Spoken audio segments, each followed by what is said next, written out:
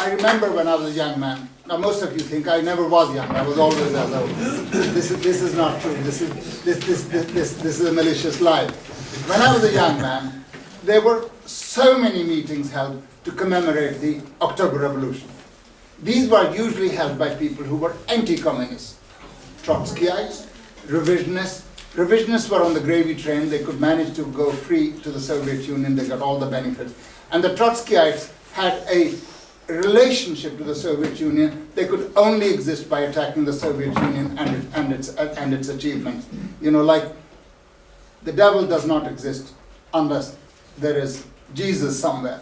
So as soon as the Soviet Union disappeared, they had very little function to perform. They became disoriented.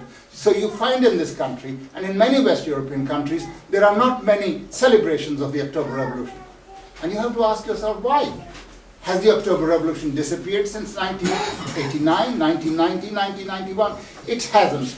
The main function of these fighters for revolution, with several R's, was basically to denounce the Soviet Union, its achievements, and what is more, the person under whose leadership, i.e. Joseph Stalin, these achievements were achieved.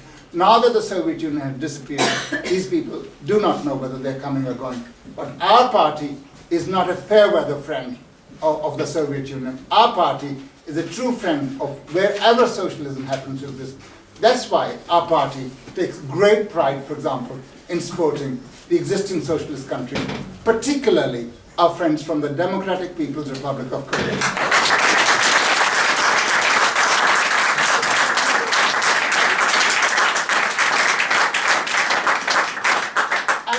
This message.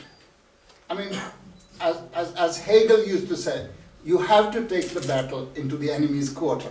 Wherever we go, wherever our friends are demonized, we take the message of friendship with them. And likewise with the great socialist October Revolution of 1917. It is such a momentous event in the history, not only of the working class, but of humanity.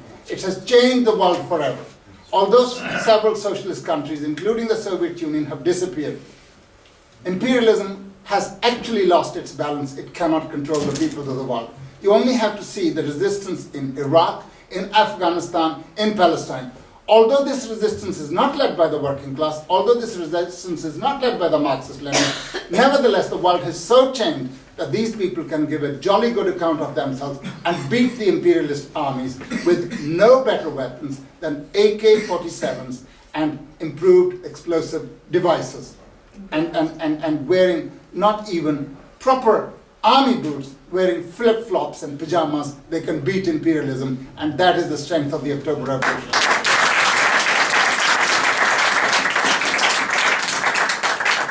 You'd have to have the will of steel. His name was not Stalin for nothing. You'll have to have the vision of great statesmanship and a great revolutionary Marxist-Leninist at a time when German guns were trained on Moscow and when Leningrad was under siege, to say, we have suffered temporary setbacks and within 6 months or maybe a year, we will turn the tide and defeat the German invaders. And it's exactly a year from that the Battle of Stalingrad marked the end of the Nazi ability to subdue the Soviet Union and the rest of Europe. And that is something that we are very grateful for to the Soviet leadership and especially to Joseph Stalin.